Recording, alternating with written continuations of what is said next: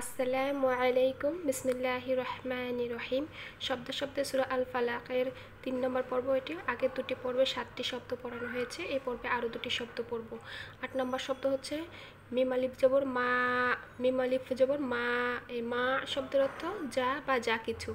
এখানে দেখতে পাচ্ছি আলিফ খালি ডাইনে জবর এসেছে, এটি হচ্ছে মদের হরফ। মদের হরফ 3টি আলিফ ও ইয়া। যখনই আলিফ খালি ডাইনে জবর আসবে তখনই এক আলিফ পরিমাণ মদ করে পড়তে হবে। 9 নম্বর শব্দ হচ্ছে খলাক। খলাক শব্দের অর্থ তিনি সৃষ্টি করেছেন। এখানে ওয়াকফের স্থান, অর্থাৎ 2 নম্বর আয়াত এখানে শেষ হয়েছে, দম ফেলিবার স্থান, তাই কফে সাকিন হয়ে যাবে। কফে যখন সাকিন দিয়ে পড়ব তখন অবশ্যই কলকলার করে পড়তে হবে। কলকলার হরফ 5টি, কফ, ত বা জিম, দাল।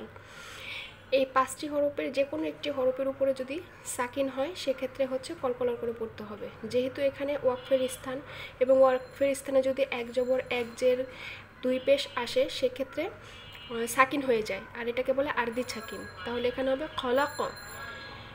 তাহলে আমি এই সম্পূর্ণ আয়াতটি যদি দেখি, মিং শাররি মা খলাক, এবং এর সরল অনুবাদ হবে এমন প্রত্যেক জিনিসের অনিষ্ট হতে যা তিনি সৃষ্টি করেছেন।